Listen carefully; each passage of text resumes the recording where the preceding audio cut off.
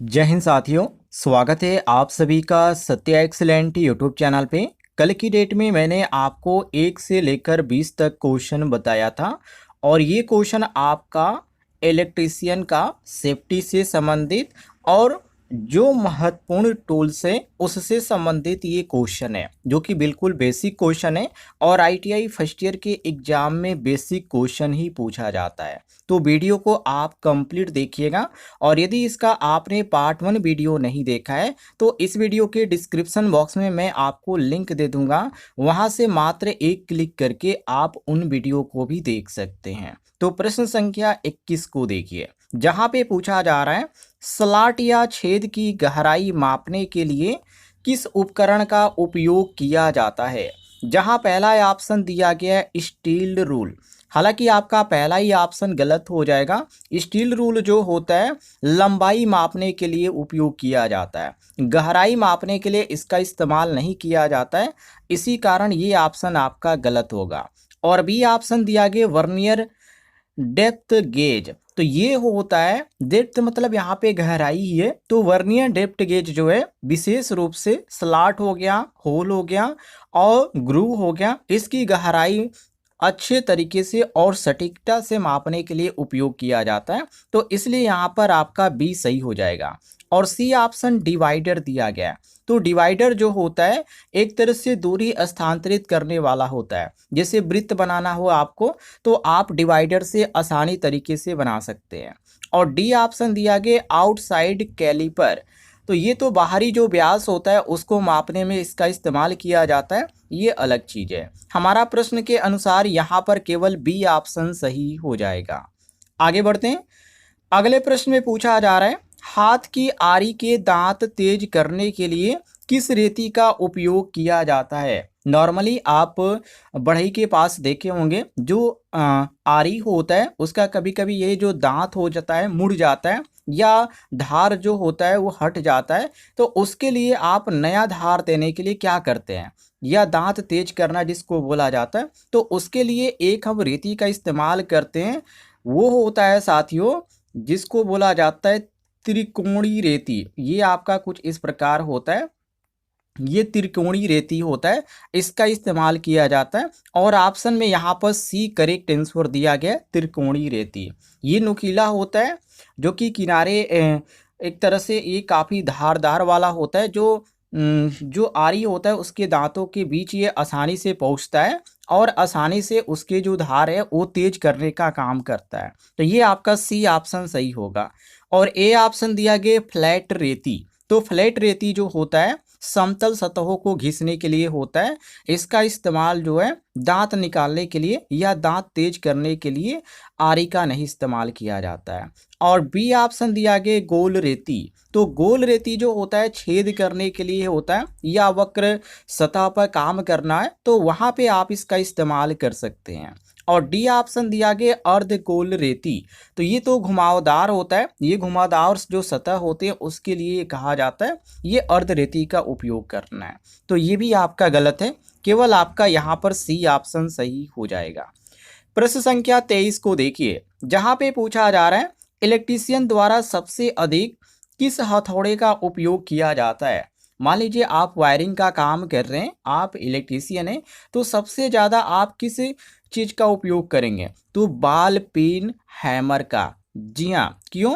क्योंकि बाल pin hammer जो होता है एक तरह से ये उतना यहाँ पे हार्ड भी नहीं होता है, पंचिंग के लिए तो ये मुख्य माना जाता है और इलेक्ट्रीशियन में सबसे ज़्यादा इस्तेमाल इसका ही उपयोग किया जाता है। ज़्यादातर आप आईटीआई में देखे होंगे जो वर्कशॉप होगा, ज़्यादातर जो फीटर के छात्र होते हैं इसका इस्तेमाल करते हैं, इलेक्ट्रीशियन के भी छात्र यहाँ पे इस्तेमाल करते हैं, ये ध्यान रखिएगा। तो ऑप्शन यहाँ पर आपका बी सही होगा। और ए ऑप्शन दिया गया स्लेज हैमर, तो स्लेज हैमर जो होता है एक तरह से ये काफ़ी हार्ड होता है, तो जब तोड़ फोड़ के कामों में उपयोग की बात आती है तो वहाँ पे हम स्लेज हैमर का उपयोग करते हैं। और सी ऑप्शन दिया गया लकड़ी का हथौड़ा, तो लकड़ी का हथौड़ा जो होता है ये बढ़ई के पास आपको देखने को मिलेगा, कुछ कार्यों में इसका इस्तेमाल किया जाता है और आईटी के वर्कशॉप में भी इसका इस्तेमाल किया जाता है। जब वायरिंग किया जाता है तो वायरिंग जो जब यहाँ पे दो फेस या तीन फेस वाला जब मोटर आप वाइंडिंग करेंगे तो वहाँ पे हाथों से जो चीज़ नहीं मुड़ती है तो वहाँ पे हम इसका इस्तेमाल करते हैं लकड़ी के हथौड़े का, ध्यान रखिएगा। और डी ऑप्शन दिया गया रबड़ मैलेट। तो रबड़ मैलेट जो होता है ये काफ़ी कमज़ोर होता है, एक तरह से आप इसको नाजुक कह सकते हैं। तो जहाँ पर कम चोट की ज़रूरत पड़ती है या बिना, जो यहाँ पे मान लीजिए कोई पदार्थ है और इस पर बिना नुकसान किए, मतलब ऊपर इसके इंसुलेशन लगाए, वायर है इसके ऊपर इंसुलेशन लगाओ और बिना यहाँ पे इंसुलेशन हटाए हुए आप इसको चोट पहुँचाना चाहते हैं या बिना कोई तार को दिक्कत हुए इस पर चोट करना चाहते हैं तो आप यहाँ पे रबड़ मैलेट का उपयोग कर सकते हैं। तो ये होता है मतलब कि जिसको आप चोट भी दे रहे हैं उसको भी नुकसान न हो और आपका काम भी हो जाए, तो वहाँ पे आप रबड़ मैलेट का उपयोग कर सकते हैं। तो हमारा प्रश्न के अनुसार केवल बी ऑप्शन सही होगा, बाकी ऑप्शन यहाँ पे गलत है। आगे देखिए, अगले प्रश्न में पूछा जा रहा है शंकरी जगह में छोटे नट पकड़ने के लिए किस औजार का उपयोग किया जाता है? तो इसमें साथियों उपयोग किया जाता है लॉन्ग नोज प्लायर का, जो कि ऑप्शन डी दिया गया। सकरी जगह मतलब क्या है, मान लीजिए कोई मशीन है, ठीक है, मशीन कोई है और वहाँ पे बहुत ही कम जगह है, हाथ भी यहाँ पे सही से नहीं पकड़ रहा है या आप हाथ यहाँ पे नहीं लेके जा रहे हैं, जो छोटा सा जगह है तो वहाँ पे आप लॉन्ग नोज प्लायर का उपयोग कर सकते हैं। क्योंकि लॉन्ग नोज प्लायर का जो आगे का हिस्सा होता है वो काफ़ी निकला हुआ भाग होता है, बाकी जो सेम चीज़ होती है एक प्लायर की तरह ही होती है लेकिन आगे का हिस्सा निकला हुआ होता है, तो इससे आप आसानी से कोई नट भी गिर जाता है या कोई औजार गिर जाता है छोटा सा है तो उसे आप पकड़ के निकाल सकते हैं इसके द्वारा। और इसी चीज़ को लेकर ये प्रश्न पूछा जा रहा है, तो ऑप्शन आपका डी सही होगा, लॉन्ग नोज प्लायर, ध्यान रखिएगा। आगे देखते हैं प्रश्न संख्या 25, जिसमें पूछा जा रहा है समकोण मतलब कि 90 अंश की सटीक जांच के लिए किस उपकरण का उपयोग किया जाता है? तो इसमें गुनिया होता है। गुनिया आपने देखा होगा, यहाँ पर आपका जो दिया गया यहाँ पर आपका ए ऑप्शन दिया गया करेक्ट आंसर होगा, क्योंकि गुनिया का जो यहाँ पे अंश होता है वो 90 अंश होता है और 90 अंश की जांच और जो होती है ये इसके द्वारा आसानी से हो जाती है, क्योंकि इसका कार्य है 90 अंश की सटीकता की जांच करना। आपने देखा होगा ये कुछ इस प्रकार होता है, ठीक है, ये कुछ इस प्रकार होता है, ज़्यादातर इसका बढ़ई लोग इस्तेमाल करते हैं कोना नापने के लिए कि यहाँ पे सही कटा हुआ है या नहीं कटा हुआ है, तो इसका इस्तेमाल ये करते हैं। ये लोहे का होता है। ऑप्शन यहाँ पर आपका सही होता है ए ऑप्शन करेक्ट आंसर।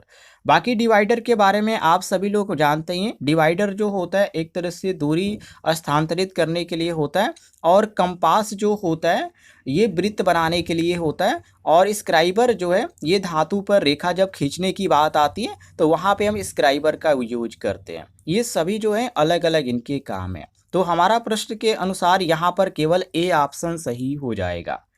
आगे बढ़ते हैं, अगले प्रश्न में पूछा जा रहा है पहले से बने छेद को सही आकार में बड़ा करने के लिए किस औजार का उपयोग किया जाता है? तो रीमर का उपयोग किया जाता है साथियों। जी हाँ, ऑप्शन आपका यहाँ पर भी सही हो जाएगा रीमर, क्योंकि रीमर जो होता है पहले से बने छेद को एक तरह से सटीक व्यास और जब फिनिशिंग की बात आती है, चिकनी फिनिशिंग की बात आती है तो वहाँ पे इसका इस्तेमाल किया जाता है। और ए ऑप्शन ड्रिल दिया गया है, तो ये तो छेद करने के लिए होता है।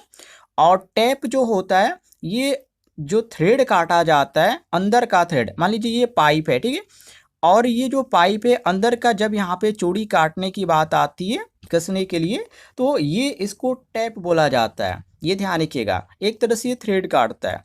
और ऊपर का जो यहाँ पे चूड़ी काटा जाता है, आपने देखा होगा पाइप जो होती है कभी कभी अंदर की तरफ यहाँ पे चूड़ी कटे होते हैं और कभी कभी यहाँ पे ऊपर का देखने को मिलता है।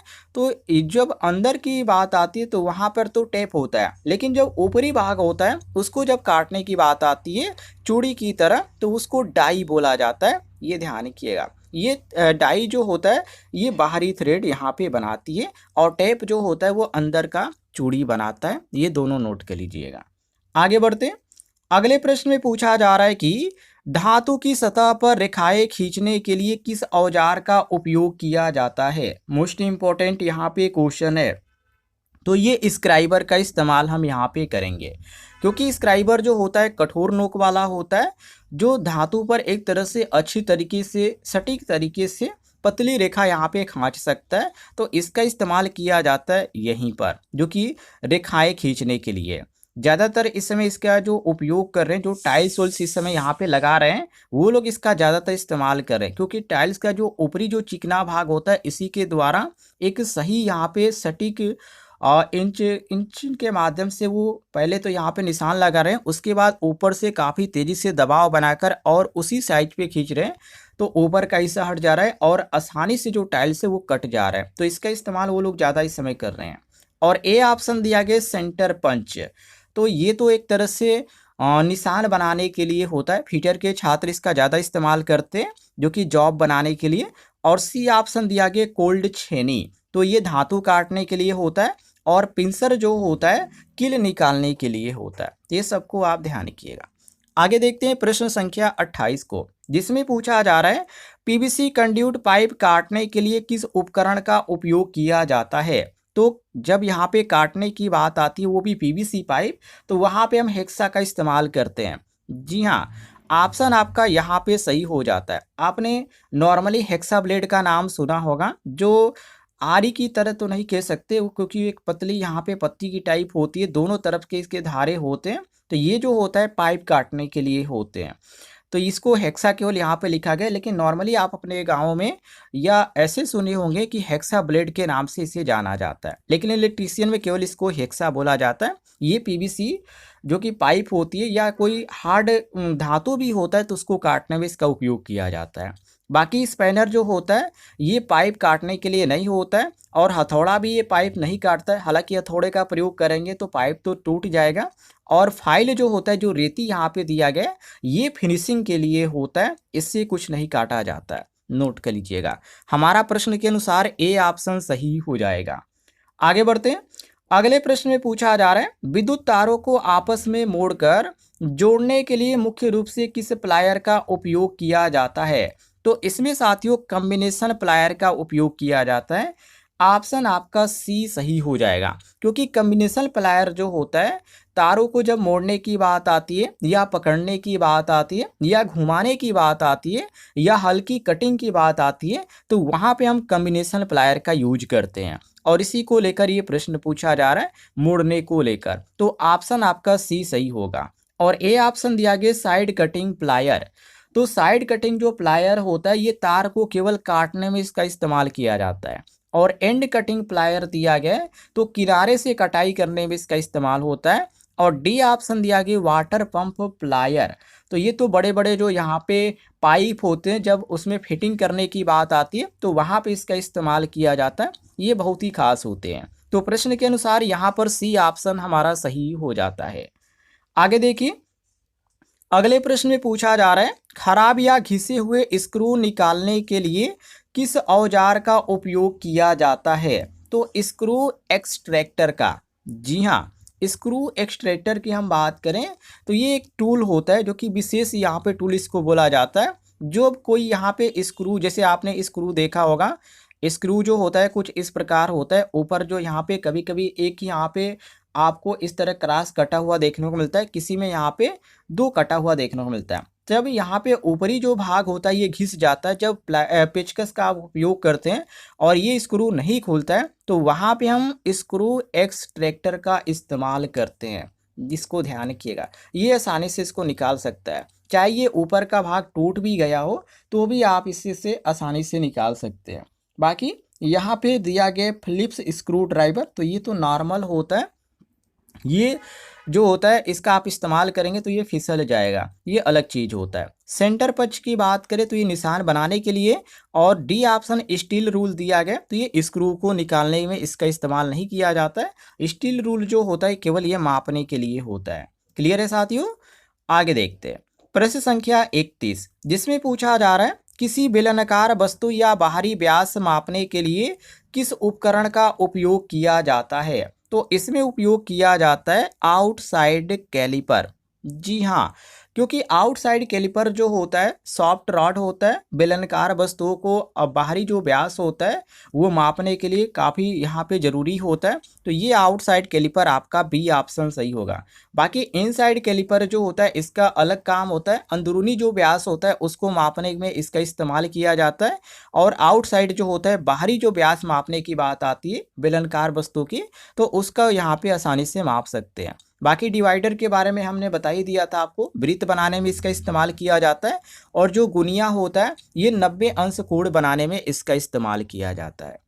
आगे देखते हैं, प्रश्न संख्या यहाँ पर 32 में पूछा जा रहा है, चालक को नुकसान पहुंचाए बिना इंसुलेशन हटाने के लिए किस औजार का उपयोग किया जाता है। मान लीजिए आपके पास वायर है, ठीक है, और वायर का जो ऊपरी हिस्सा है जिसको इंसुलेटेड बोला जाता है, इंसुलेशन बोला जाता है, इसको आप हटाना चाहते हैं, तो आप इस समय किस चीज़ का इस्तेमाल करेंगे? इलेक्ट्रीशियन चाकू का, या वायर स्टीपर का, या कोल्ड छन्नी का, या फ्लैट रेती का? देखिए इसमें हम इस्तेमाल करेंगे वायर स्टीपर का। जी हाँ, बी ऑप्शन हमारा यहाँ पे सही हो जाएगा, क्योंकि वायर स्टीपर जो होता है विशेष रूप से इसका जो यहाँ पर बनाया जाता है, ये जो बनाया गया है ये इंसुलेशन हटाने के लिए बनाया गया है, लेकिन ये बिना तार को क्षति पहुंचाए ये हटाने में इसका बनाया गया है। ये आप ध्यान रखिएगा, ये आपका इम्पोर्टेंट है। बाकी तो ये इलेक्ट्रीशियन चाकू से भी आप इंसुलेशन हटा सकते हैं, लेकिन जो वायर होता है जो अंदर का इंसुलेशन के अंदर का वो कट जाता है, तो इलेक्ट्रीशियन चाकू का हम इस्तेमाल नहीं कर सकते। क्लियर है, हमारा केवल यहाँ पे बी ऑप्शन सही हो जाएगा। आगे बढ़ते हैं, अगले प्रश्न में पूछा जा रहा है, कार्य वस्तु की सतह को नुकसान पहुंचाए बिना हल्का प्रहार करने के लिए किस औजार का उपयोग किया जाता है? तो हल्का प्रहार के लिए रबर मैलेट, जो कि मैंने आपको पिछले ही क्वेश्चन में बताया था कि हल्का जब प्रहार करने की बात हो तो वहाँ पे रबर मैलेट का हम इस्तेमाल करेंगे, क्योंकि जो यहाँ पे जिस चीज़ पर आप चोट पहुँचा रहे हैं वो नुकसान भी ना हो और आपका काम जो है आसानी से हो जाए, तो इसका इस्तेमाल हम रबर मैलेट का करते हैं। बाल पिन हथौड़ा जो होता है ये तो काफ़ी भारी होता है, तो ये धातु के लिए नहीं होता है। एक तरह से बाल पिन जो हथौड़ा होता है ये हार्ड जो धातु होती है उस पर इस्तेमाल किया जाता है। और यहाँ पे स्लेज हैमर दिया गया है, तो इसका इस्तेमाल विशेष कार्यों के लिए किया जाता है, भारी कार्यों के लिए किया जाता है। और डी ऑप्शन क्रॉस पिन हथौड़ा दिया गया, तो ये धातु का आकार देने के लिए किया जाता है। हमारा प्रश्न के अनुसार केवल सी ऑप्शन सही हो जाएगा। आगे देखिए, अगले प्रश्न में पूछा जा रहा है, गोल पाइप को मजबूती से पकड़ने के लिए किस औजार का उपयोग किया जाता है? तो इसमें किया जाता है पाइप रेंच का। जी हाँ, डी ऑप्शन आपका सही हो जाएगा, पाइप रेंच, क्योंकि पाइप रेंच के जो दांते होते हैं, जो जबड़े होते हैं, वो गोल पाइप को मजबूती से पकड़ लेते हैं, तो इसी का हम इस्तेमाल करते पाइप रेंच का। बाकी कम्बिनेशन प्लायर अलग चीज़ है, जैसे ये ऑप्शन कम्बिनेशन प्लायर दिया गया है तो छोटे कार्यों के लिए इसका इस्तेमाल होता है। और रिंग जो स्पैनर होता है ये नट बोल्ट के लिए उपयोग किया जाता है। और बेंच वाइस जो होता है ये तो जॉब को जो पकड़ने वाला होता है, जब आप वर्कशॉप में जाएंगे तो ब्रेंच उस पर लगे होते हैं, और ब्रेंच के किनारे पर मैं जिस ITI कॉलेज में पढ़ा हूँ वहाँ पे चारों तरफ लगे थे, मतलब कि एक यहाँ पर, एक यहाँ पर और एक यहाँ पर, तो एक ब्रेंच पे 4 लोग जो है यहाँ पे आसानी से जॉब बनाते थे, जो कि जो वायरिंग भी की जाती थी। तो इसमें क्या किया जाता है, जब यहाँ पे मोटर पे वाइंडिंग की जाती थी तो इसमें मोटर का आगे वाला सिरा को पकड़ा जाता था, उसके बाद वाइंडिंग की जाती थी। मैं आपको प्रैक्टिकली बता रहा हूँ, आपने देखा होगा इसको। तो हमारा सही होता है प्रश्न के अनुसार केवल डी ऑप्शन करेक्ट आंसर। आगे देखते हैं, अगले प्रश्न में पूछा जा रहा है, प्रतिरोध मापने के लिए किस यंत्र का उपयोग किया जाता है? तो प्रतिरोध मापने के लिए हम ओम मीटर का उपयोग करते हैं, क्योंकि ओम मीटर का उपयोग वहीं पर किया जाता है, मतलब कि परिपथ हो या अवयव हो उसका प्रतिरोध मापने के लिए ही हम ओम मीटर का उपयोग करते हैं। तो ए ऑप्शन हमारा सही हो जाएगा। बाकी वोल्ट मीटर की हम बात करें तो ये विभवांतर मापता है, और अ मीटर जो है ये धारा मापता है, और वाट मीटर जो है ये विद्युत शक्ति मापता है। तो सबको आप नोट कर लीजिएगा। आगे बढ़ते हैं, अगले प्रश्न में पूछा जा रहा है, ड्रिलिंग से पहले छोटा गड्ढा बनाने के लिए किस औजार का उपयोग किया जाता है? जब आप जॉब पर कोई मार्किंग करते हैं तो किसका इस्तेमाल करते हैं? तो हम वहाँ पे सेंटर पंच का इस्तेमाल करते हैं। क्योंकि छोटा सा गड्ढा जो है ये सेंटर पंच से बन जाता है। उसके बाद जहाँ पर होल करना है वहाँ पे हम होल कर देते हैं। तो सबसे पहला काम होता है सेंटर पंच का निशान लगाने का, छोटा छिद्र करने का, ये ध्यान रखिएगा। आगे देखिए, अगले प्रश्न में पूछा जा रहा है कि सोल्डरिंग के समय छोटे इलेक्ट्रॉनिक पुर्जों को पकड़ने के लिए किस औजार का इस्तेमाल किया जाता है या उपयोग किया जाता है। तो छोटे पुर्जे की जब बात की जा रही है तो उस समय हम स्वीजर का इस्तेमाल करेंगे। ऑप्शन आपका ए यहाँ पे सही हो जाएगा, क्योंकि स्वीजर जो होता है छोटे इलेक्ट्रॉनिक पुर्जे को आसानी से सटीक रूप से पकड़ता है, तो इसी कारण हम इसका इस्तेमाल करते हैं। बाकी पाइप रेंच अलग होता है, ये पाइप रेंच बड़े पाइप के लिए होता है, और स्लेज हैमर जो होता है ये प्रहार के लिए होता है। कोल्ड छेनी जो होता है ये धातु काटने के लिए होता है, ये ध्यान रखिएगा। आगे बढ़ते हैं, अगले प्रश्न में पूछा जा रहा है कि धातु की कंड्यूट पाइप काटने के लिए किस औजार का उपयोग किया जाता है। तो इसमें साथियों हेक्सा का, जब यहाँ पे काटने की बात आती है हेक्सा ब्लेड जिसको बोला जाता है, आप इस तरह ध्यान रखिएगा। आप दुकानों पे जाएंगे तो ये 8 रुपये का या 7 रुपये का मिलता है हेक्सा ब्लेड। बाकी जो इसकी मशीन आती है वो थोड़ी महंगी मिलती है। तो उसमें क्या किया, मैं यहाँ पे आपको समझाने का प्रयास करता हूँ। ये जो मशीन होता है कुछ इस प्रकार होता है, ये आपको कुछ इस प्रकार देखने को मिलेगा। ये आपका होता है और यहाँ पर एक यहाँ पे कसने वाला भाग होता है और ये आपको देखने को मिलता है, ये आपका ब्लेड होता है। ठीक है, मैं इस तरह सिंपल बनाकर आपको दिखा रहा हूँ। और ये जो होता है भाग, ये पकड़ने वाला भाग होता है। तो इसे पकड़कर आसानी से जो है पाइप वाइप काटा जाता है, तो इसी को बोला जाता है हेक्सा ब्लेड। तो ऑप्शन में यहाँ पर दिया गया ऑप्शन बी हेक्सा ब्लेड, ये आपका बिल्कुल सही हो जाएगा। पाइप काटने के लिए इसी का इस्तेमाल किया जाता है। आगे देखिए, अगले प्रश्न में पूछा जा रहा है निम्न में से कौन सा मापन उपकरण सबसे अधिक शुद्धता प्रदान करता है। तो माइक्रोमीटर, जी हाँ, डी ऑप्शन आपका सही होगा, माइक्रोमीटर। क्योंकि साथियों माइक्रोमीटर जो होता है बहुत ही सूक्ष्म, जो मतलब कि कम जगह को भी यहाँ पे आसानी से ये माप सकता है। ज़्यादातर जॉब मापने के लिए इसी का इस्तेमाल किया जाता है। जब एमएम में यहाँ पे मापा जाता है तो इसी का इस्तेमाल किया जाता है माइक्रोमीटर का। तो ऑप्शन यहाँ पर डी सही हो जाएगा। बाकी स्टील रूल यहाँ पर ए ऑप्शन दिया गया, तो ये सामान्य माप के लिए होता है। और वर्नियर कैलिपर जो होता है ये तो काफ़ी सटीक मापता है ये भी, लेकिन माइक्रोमीटर से ये कम ही मापता है। और मेजरिंग टेप की बात करें तो ये तो लंबाई मापने के लिए होता है, दूरी मापने के लिए होता है, ये अलग चीज़ है। हमारा प्रश्न के अनुसार यहाँ पर डी ऑप्शन सही हो जाएगा।